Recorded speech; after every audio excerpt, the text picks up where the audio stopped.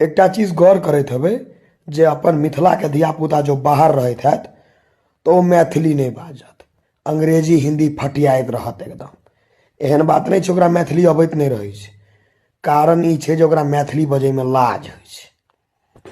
वाह बौआ, चाहे खाओ बादाम पिस्ता या काजू, लेकिन अगर मैथिल छी न तो मैथिली बाजू।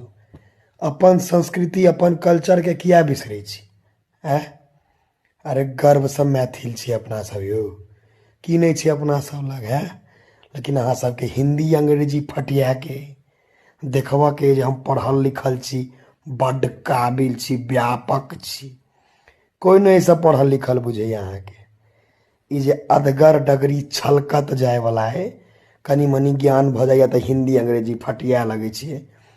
जे अपना सबके मिथिलांचल से पैघ पैघ जगह पर छथिन ने, पैघ पैघ पोस्ट पर बड़का औदा वाला लोग सब, वो सब गर्व से मैथिली बजै छथिन। बुझलिए बौआ? तो अहूँ सब मैथिली बाजू, नहीं तो जे नहीं बाजे मैथिली ठोर पकड़ के ऐंठ ली। आ हम तो ठोर नहीं ऐंठब, हम तो मार के मुँह कान भसका देब। हमरा जो हिंदी अंग्रेजी फटियाब तो आब तो मैथिली में गप करब, आ नहीं तो हमरा से गप नहीं करब।